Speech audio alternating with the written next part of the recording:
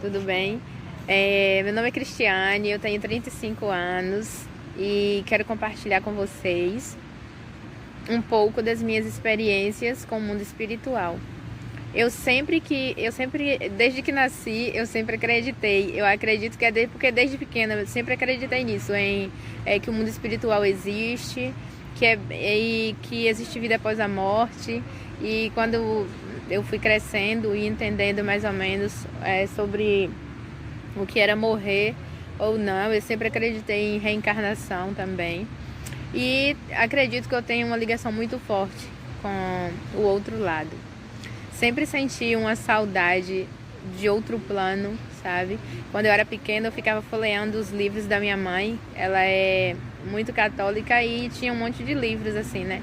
E esses livros tinham umas imagens, assim, de Jesus, de anjos do céu. E eu sempre tinha muita saudade dali. Era como se eu conhecesse aquele lugar. E o tempo foi passando e também já tive muitas experiências, né? Tipo, a minha primeira experiência mesmo, que eu só fui entender que aquilo já fazia parte de algo que não era tão natural, quando eu tinha uns 7 anos de idade. Na verdade, começou dos 4 e foi até os 7. Nós morávamos, eu, minha mãe, meu pai e a minha irmã, em uma casa na zona rural, lá no interior da Bahia. Eu sou baiana.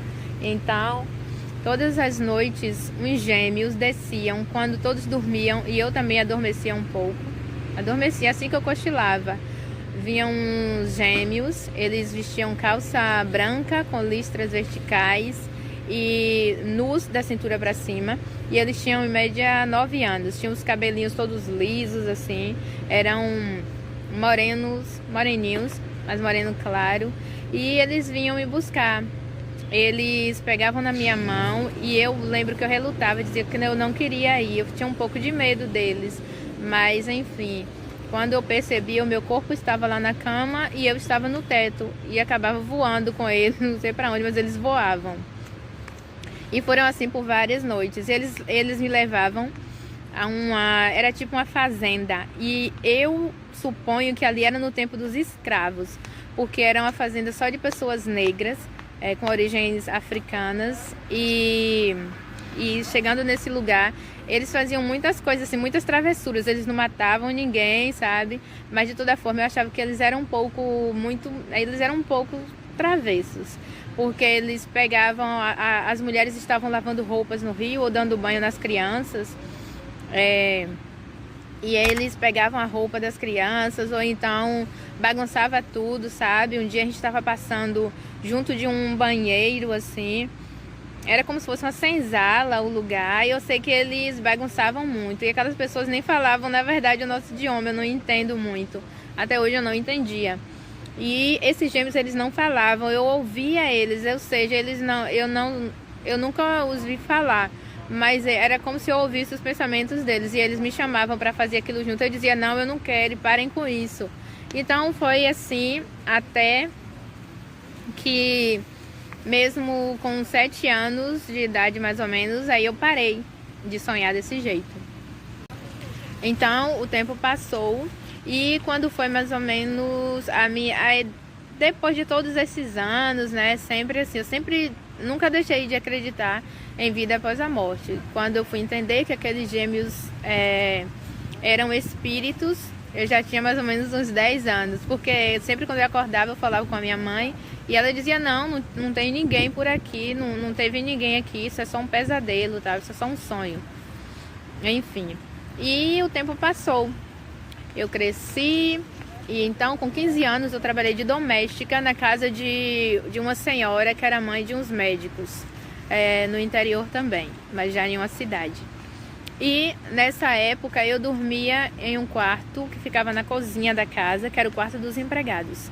E uma noite chuvosa, eu lembro que eu estava sem sono e acabei sentando na cama, e a casa tinha uma telha de vidro que, ou seja, dava para até tava relampejando, só que dava para o quarto estava claro, não estava tão escuro assim, estava meia luz.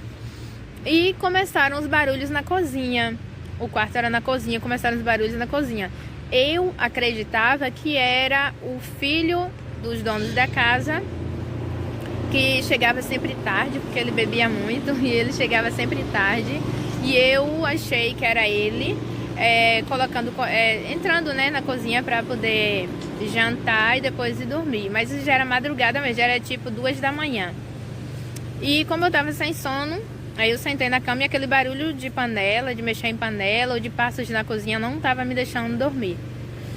Então, quando foi, isso levou mais ou menos uns 10 minutos assim. E eu falei, nossa, ele ainda não conseguiu colocar comida porque só fica mexendo nessas panelas. Quando de repente eu ouço um barulho lá na Bahia, tínhamos de primeiro, não sei agora, mas antes tínhamos uns suportes para colocar panela que chamávamos de bateria.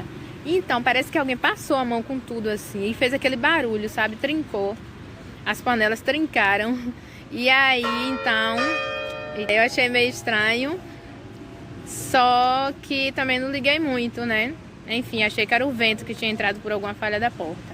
Comecei a desconfiar um tempo depois, quando comecei a ouvir uma respiração que estava chegando perto do quarto.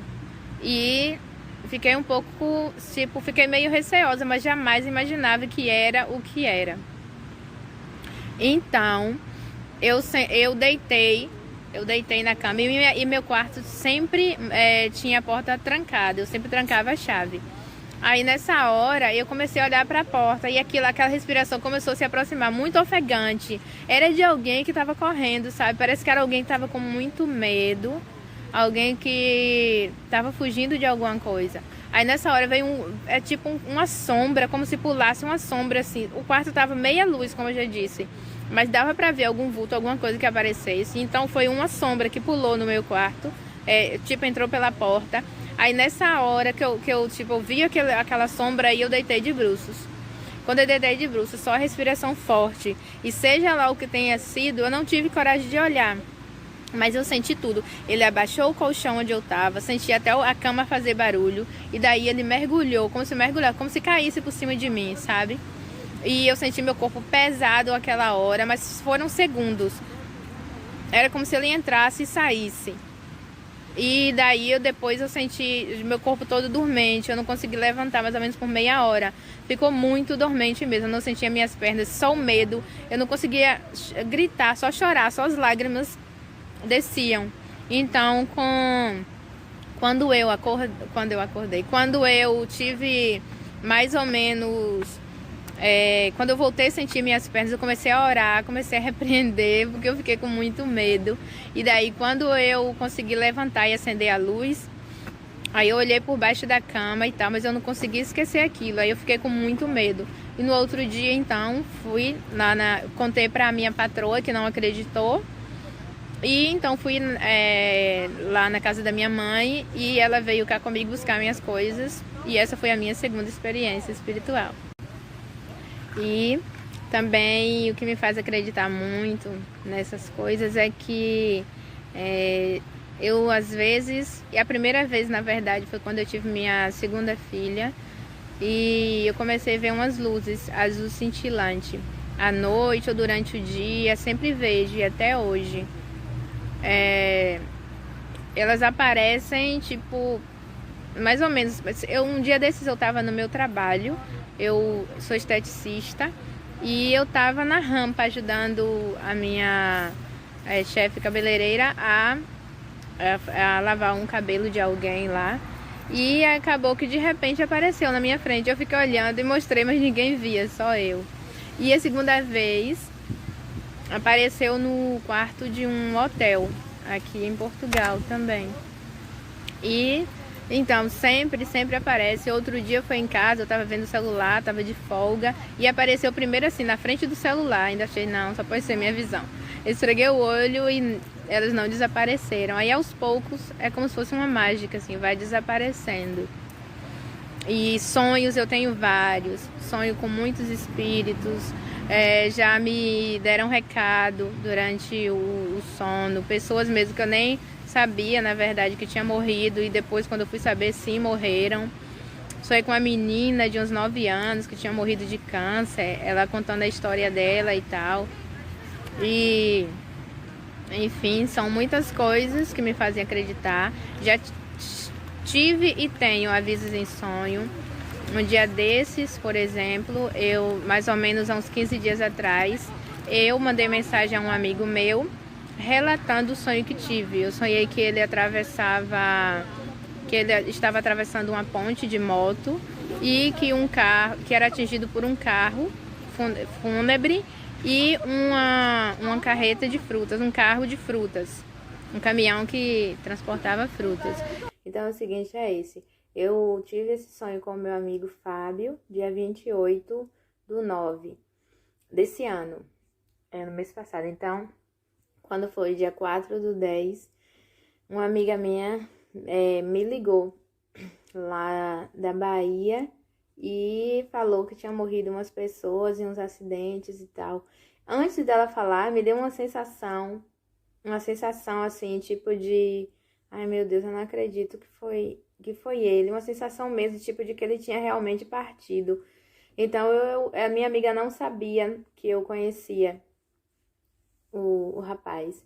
Então eu falei assim, antes de tu falar quem morreu, eu sonhei que o Fábio, que fazia mototáxi, tinha falecido. Então ela falou, mas realmente, Cris, ele morreu hoje pela manhã, de acidente de moto, saindo de uma ponte, perto da casa dele. E realmente, no sonho também, ele estava saindo da ponte, que é onde foi o acidente. E daí eu fiquei mesmo em choque. E, tipo, também muito sentida, claro, né? Porque eu conhecia e tal. Era um rapaz jovem e mesmo que não fosse, enfim, independente de idade, a morte, por mais que eu esteja tentando me aprofundar sobre isso, tal, mas a morte é sempre a morte. Eu acho que ninguém aceita mesmo assim, tipo, mesmo na boa, quando a gente sabe que morreu alguém que a gente gosta. E foi isso. Enfim, já aconteceram mesmo em sonhos, eu já tive um aviso, mas um aviso muito real mesmo. E depois aconteceu de que eu ia perder uma coisa, que algo ia se separar de mim, mas que não era para eu me preocupar, porque Deus sabia de todas as coisas, e quem me avisou no sonho foi um menino de 16 anos, que tinha morrido afogado. Ele já me dizia isso, ele tinha 16 anos e morreu afogado. E ele me falou isso. E realmente, passados 2 dias, tá, assim, eu tive uma decepção muito grande. Perdi, tipo, uma amizade. E são várias coisas. Mesmo agora, eu tinha que ir pro Brasil buscar as minhas filhas. E tava planejando isso há 4 anos já, juntando, né? Economizando para poder buscar. E quando foi agora em março, graças a Deus eu consegui. Só que, tipo, mesmo esses 4 anos aqui em Portugal, eu sempre sonhava que eu ia voltar ao Brasil. Mas que ia ser muito difícil eu voltar. Não, eu não sonhei o porquê, nem para quê, mas eu sonhava sempre que na volta o aeroporto estava congestionado e que eu não conseguiria voltar fácil. Eu iria conseguir, mas não iria ser fácil. No sonho, eu só me via dentro de um avião, ou então no aeroporto, na maior bagunça. Aí, no sonho, eu esqueci o passaporte de uma das meninas, ou outra menina ficava no fim da fila. Era sempre assim. Eu tive esse sonho repetido durante 4 anos. E quando eu fui em março, para passar 17 dias, quando foi era para passar 17 dias. Quando eu tinha 13 dias lá, aí meu voo foi cancelado para aqui. E aí começou, eu tive que ficar no Brasil 5 meses. Graças a Deus, com a minha família, tava tudo bem. Só que eu fiquei, né? Claro, foi a maior dificuldade para voltar para aqui. Então, eu pressinto, sabe, muitas coisas. O mês passado eu tinha uma amiga também, mas ela já estava doente lá no Brasil. Então, a minha amiga estava doente, ela tinha tuberculose na pele no Brasil e eu estava aqui no trabalho, comecei a sentir um aperto no coração, parece que vem uma nuvem escura, assim, sabe? É uma tristeza de repente e pronto, eu estava com a sensação de morte E até comentei com a minha chefe. E pensei que ia ser eu. Falei, nossa, eu tô com a sensação de morte, parece que eu vou morrer, meio assim. Então, a minha chefe até brincou, ah, tá bom, vai morrer, todos vamos morrer, é uma certeza que temos. E daí, quando foi no outro dia pela manhã, aí eu recebi também a notícia de que ela tinha falecido na madrugada. São essas coisas, sabe? Eu pressinto muitas coisas. Durante o sono também já fiz uma viagem astral. E nessa viagem eu não queria voltar, eu pedia para não voltar, porque o lugar que eu fui era muito lindo, era super diferente. Tinha umas casas, não eram casas, na verdade era tipo uns planos, era tipo uma, era uma arquitetura diferente, não era casa ali, mas eram de cristal e o lugar era um campo imenso, imenso mesmo. Tinha árvores, tinha lago, a coisa mais linda do mundo. E eu ouvia o som da música Ave Maria. Quem estava cantando era uma moça linda. E eles estavam todos lá. Eu conversei com uma moça. Eles estavam todos num retiro espiritual, na verdade. Iam para um retiro espiritual. E era um monte de pessoas, muitas pessoas. E eu conversei com uma moça, perguntei pelo meu padrasto, e ela me falou que no início foi muito difícil para ele ter chegado lá e sentia muitas saudades aqui da terra, mas que como aqui ele tinha muita fé e acreditava na vida eterna, então que para ele não foi, tipo, não demorou muito a aceitação e que ele estava bem e que era amigo de um beija-flor, uma coisa meio assim. Então, fiz essa viagem e eu não queria sair de lá, porque a voz da moça me encantou e aquele lugar trazia uma leveza e uma paz muito grande. Então é isso, já sonhei que várias vezes com pessoas que eu nunca vi, com espíritos que realmente disseram do que morreu. Outros, fui a uma casa onde tinha. Era como se fosse um hospital e como se os espíritos estivessem presos ali. Onde eu conheci uma menina chamada Júlia, que ela morreu aos 8 anos de idade de leucemia. A luta dela começou em junho, como ela falou, tinha começado em junho. E só não lembro o ano que ela tinha me dito, mas disse que a luta começou em junho e que ela lutou muito desde pequenininha, já tinha a leucemia. E aos 8 para 9 anos, perto de 9 anos, veio a desencarnar. Então, são muitas coisas. Eu sonho muito. E sonhei com um senhor que suicidou, mas aqui também em Portugal. Eu sonhei mais ou menos, eu tava meio que acordada, meio que dormindo. Mas ele era um senhor careca de mais ou menos 40 anos, tinha cometido suicídio por enforcamento. E ele veio, mas ele veio mesmo pra me perturbar, sabe? Ele pegou a corda do pescoço dele, queria colocar na minha, e depois tinha um ser junto de mim que estava tentando me proteger de todas as formas. Mas esse senhor ainda veio, ainda senti o bafo dele, e daí quando eu acordei, eu ainda sentia, tipo, aquele calor, sabe? E o meu quarto, eu acordada mesmo. Meu quarto tinha uma energia totalmente diferente, tava meio que... Quando a gente tá olhando, por exemplo, quando tá um sol escaldante, que a gente olha de longe, parece que o ar fica meio trêmulo. Não sei se vocês já viram, já observaram isso, mas é como se o ambiente tivesse meio trêmulo assim, por causa da temperatura. Então, mas aqui era noite, eu tava dormindo, era mais ou menos 2, 3 horas da manhã, e o meu quarto tava assim, com aquela mesma energia, tava tudo trêmulo assim.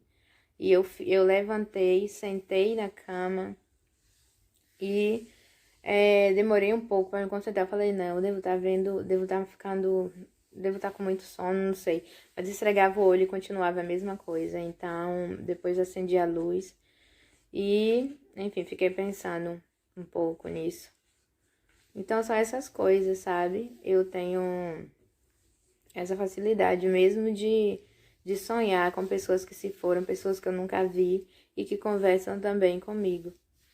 Então, depois de todas essas experiências que eu passei, eu comecei a estudar muito sobre o assunto, sobre o porquê de tudo isso, para quê, e gosto sempre, né, de procurar entender que nem tudo também, claro que nem tudo que acontece vai ser do lado espiritual, tem coisas também que é físico.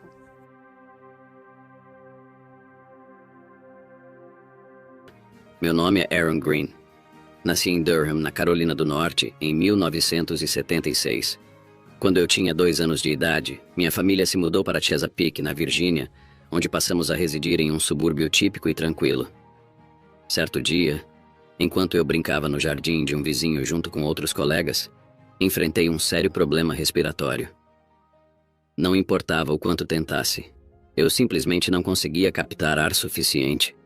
Eu comecei a me afastar, tentando alcançar minha casa em busca de auxílio porque minha respiração estava cada vez mais dificultosa. De repente, não sei bem como, parece que meu ser, ou talvez minha essência, se desprendeu do meu corpo. Eu me vi flutuando acima, observando meu próprio corpo caído no chão enquanto eu olhava para os meus amigos ao redor. Em um instante, vivenciei uma revisão de vida.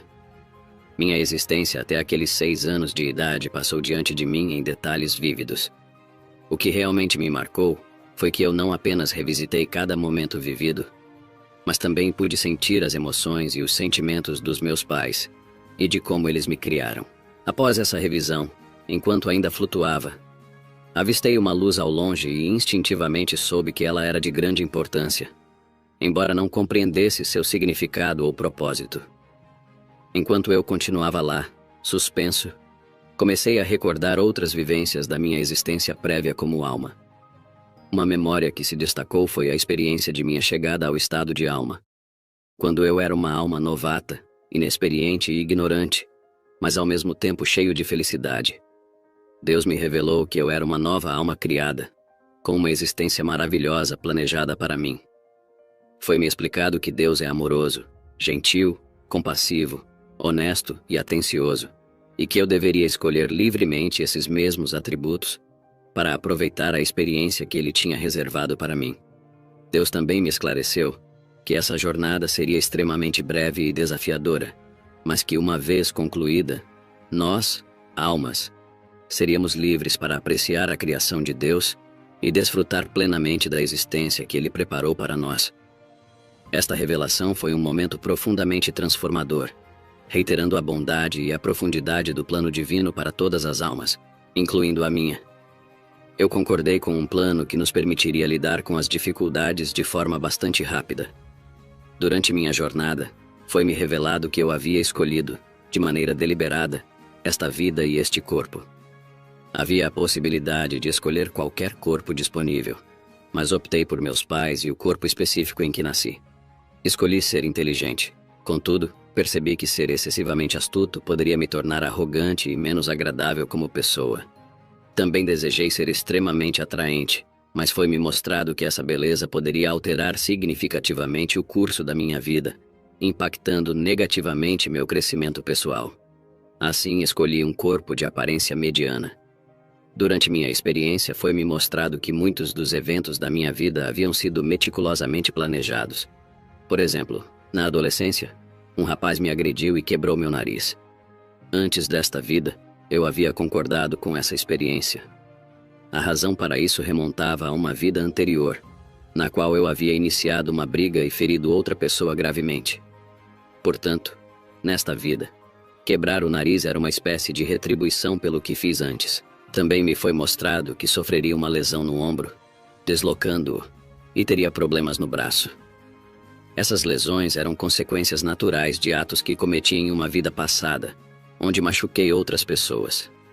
Percebi que alguns dos relacionamentos e dificuldades que enfrentaria nesta vida já estavam predestinados, com diferentes almas acertando os papéis que desempenhariam uma na vida da outra. Foi revelado que várias almas pediram explicitamente por desafios e dificuldades, porque essas provações as ajudariam a crescer, tornando-se almas mais fortes e sábias. Isso as capacitaria a progredir ainda mais. Durante minha experiência, entendi claramente que todas as almas evoluem ao longo das vidas. e as adversidades que superamos nos fortalecem. Foi-me explicado que, após a morte, algumas almas sentirão felicidade, enquanto outras podem experimentar uma certa tristeza. No entanto, mesmo as almas que terminam a vida de maneira infeliz não estão presas eternamente nesse estado. Elas continuam a ter oportunidades para evoluir e melhorar. Eventualmente, todas as almas avançarão em sua jornada espiritual. Você sabe, foi-me revelado que poderíamos transcender o ciclo da reencarnação e nos direcionar para uma forma muito mais feliz de existência. Tudo isso foi claramente exposto a mim durante minha experiência espiritual. Após passar algum tempo flutuando ao lado do meu corpo, um ser de luz ou um anjo aproximou-se de mim. Ele me informou que não era o momento de abandonar meu corpo físico e que eu precisava retornar a ele. Em um instante, fui rapidamente reintegrado ao meu corpo e levantei-me. Voltei para casa, e naquela época eu tinha apenas 6 anos. Agora, com 48, estou tentando compartilhar com as pessoas essa experiência que me mostrou que nós existimos independentemente de nossos corpos físicos e continuaremos a existir após esta vida. Ficou evidente para mim que devemos nos esforçar para tratar os outros com bondade, sendo gentis, compassivos, amorosos e úteis. Se agirmos dessa maneira, não só nos ajudaremos a evoluir espiritualmente em direção ao tipo de alma que deveríamos ser, mas também ajudaremos outros enquanto eles fazem o mesmo. Portanto, a essência da minha experiência foi entender que somos mais do que meramente estes corpos. Somos seres eternos. Foi-me revelado que, ao nos libertarmos desses corpos físicos, tornamo-nos mais livres e mais sábios, capazes de fazer muito mais do que estamos limitados a fazer agora. Esta vida, no entanto, é uma grande oportunidade para crescermos espiritualmente e evoluirmos como almas. Outro ponto crucial que aprendi é que a simplicidade em ser bom para os outros é fundamental. Precisamos ser amáveis, compassivos, honestos e atenciosos, tentando ajudar quando possível. Essa é a lição mais importante da minha experiência: ser bom para com os outros. Vi almas em diferentes estágios de desenvolvimento, algumas simples e outras mais avançadas. O progresso de cada alma depende exclusivamente de seus próprios esforços e experiências. Não existem atalhos. Durante essa experiência, tive a visão de Deus, um ser de amor e bondade extremos, que se importa profundamente conosco. Estar na presença de Deus foi maravilhoso, pois lá não existe ódio, julgamento ou maldade, apenas positividade e bondade. Interagi com Deus, com outras almas e com o que acredito serem anjos e guias. Eles me ajudaram a planejar esta vida e a preparar-me para o que eu enfrentaria. Não tive visões sobre o futuro do mundo, mas pude ver claramente o destino de algumas pessoas. Aqueles que foram desonestos, mentirosos e trataram mal os outros, enfrentarão as consequências de suas ações. Por outro lado, pessoas bondosas e amorosas, que foram boas mães e trataram bem os outros, terão um destino muito feliz após esta vida. Para mim, Deus é extremamente poderoso, sábio e cuida profundamente de nós. Todos os atributos de Deus são inerentemente positivos. São as qualidades mais elevadas da vida, como bondade, compaixão, honestidade. Acima de tudo, amor. Deus nos criou como almas simples, e é por meio dos nossos próprios esforços e experiências que devemos evoluir, desenvolvendo-nos em todos esses atributos que Deus personifica, como o amor, a bondade, a compaixão e a honestidade. Somos, de certa forma, fragmentos de Deus, e à medida que aprendemos e crescemos, tornamo-nos cada vez mais semelhantes a Ele, evoluindo para almas amorosas e positivas, como Deus é. Quanto ao conceito de nossas vidas serem pré-determinadas, acredito que temos guias espirituais que nos ajudam a planejar nossa existência. No entanto, nós somos parte desse planejamento. Antes de nascermos, nós e nossos guias, junto com Deus e outras almas, trabalhamos juntos para estabelecer a estrutura básica de nossa vida, o caminho que seguiríamos e algumas das interações que teríamos com outros. Muitos aspectos de nossa vida são predeterminados, mas estamos ativamente envolvidos nesse processo. Não somos forçados, mas concordamos com esta vida porque vemos os benefícios que ela nos trará. É verdadeiramente desafiador o percurso que cada um de nós trilha nesta vida. Recentemente, em uma de minhas meditações mais profundas, tive uma revelação que iluminou o entendimento sobre minha própria existência. Apesar de breve, nossa passagem por este mundo é intensamente enriquecedora.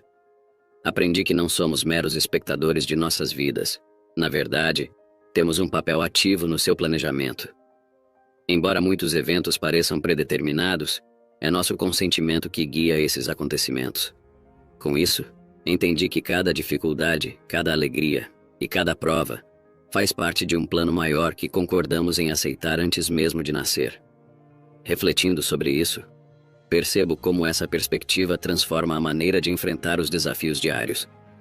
Ao caminhar pelas ruas movimentadas da cidade onde vivo, observando as expressões apressadas e por vezes cansadas das pessoas ao meu redor, começo a ver tudo sob uma luz diferente. Cada rosto que passa por mim carrega sua própria história, um plano de vida ao qual essa pessoa também deu seu assentimento. Esse pensamento traz um certo conforto, uma aceitação pacífica das tribulações que enfrento. Essa compreensão torna cada momento mais significativo. Por exemplo, outro dia, enquanto aguardava na fila do banco, refletia sobre como cada pequeno incômodo tem seu propósito. Antes, uma demora assim me irritaria profundamente. Agora, vejo como uma oportunidade para praticar paciência e compreensão, virtudes que certamente escolhi desenvolver. Na verdade, esse novo entendimento trouxe uma calma interior que eu nunca havia experimentado. Em minha casa, enquanto olho pela janela para o jardim, vejo as árvores balançando ao vento e penso sobre a impermanência de nossas vidas.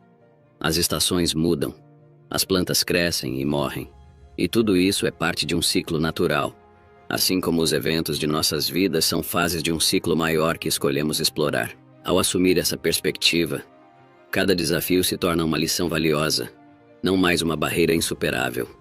Isso não elimina a dor ou o desconforto, mas me permite enfrentá-los com uma serenidade que vem do entendimento de que tudo tem um propósito e que estou crescendo através de cada experiência. Essa revelação também afetou profundamente minha interação com os outros. Agora, quando me relaciono com amigos, familiares ou estranhos, faço isso com uma empatia renovada. Compreendo que, assim como eu, eles estão vivendo o plano que escolheram, enfrentando os desafios que aceitaram para crescer. Isso me motiva a oferecer apoio e compreensão, em vez de julgamento. Portanto, sim, a vida é um conjunto de experiências predeterminadas pelas escolhas que fizemos em um nível espiritual mais profundo. Aceitar isso não apenas me ajuda a viver com mais paz, como também me inspira a contribuir positivamente para a jornada de outras pessoas. Cada dia é uma oportunidade para reafirmar essa escolha, para viver conscientemente e com gratidão pelo caminho que meu espírito escolheu explorar. Almas e nossos guias trabalham juntos para planejar nossa vida. É um tipo de trabalho em equipe. É como se eu estivesse ajudando meu filho a se preparar para a escola. Posso conversar com ele sobre o que ele vai fazer na escola ou inscrevê-lo em diferentes classes, mas eu discutiria com ele sobre quais classes ele vai participar primeiro, ou ajudaria a preparar seu almoço. Se ele quisesse algo diferente, poderíamos fazer arranjos para que ele conseguisse algo alterado, mas sempre há um diálogo e um acordo mútuo. Da mesma forma, todas as almas avançam com seus guias para planejar essas vidas. Comparo a nossa existência a um indivíduo que vai à academia para levantar pesos. Quando você observa alguém levantando pesos pesados, não é porque essa pessoa é má, é porque ela deseja se fortalecer e desenvolver seus músculos. De modo similar, as pessoas que enfrentam adversidades significativas na vida estão buscando um crescimento espiritual mais substancial a partir de suas experiências. Ver uma pessoa boa passando por dificuldades pode ser comparado a observar alguém na academia enfrentando pesos desafiadores. Sim, é árduo, mas o resultado é um ganho muscular considerável. Da mesma forma, uma pessoa que vive uma vida cheia de desafios está maximizando sua jornada e colherá os maiores benefícios espirituais. Elas se tornarão espiritualmente mais fortes e sábias, devido às adversidades enfrentadas. Reconheço que assistir a pessoas íntegras e bondosas enfrentando adversidades severas pode ser uma experiência dolorosa e, por vezes, desoladora. Observá-las lidar com circunstâncias injustas ou dolorosas desperta em mim um turbilhão de sentimentos conflitantes. Contudo, aprendi a enxergar essas situações sob uma perspectiva mais ampla e espiritual.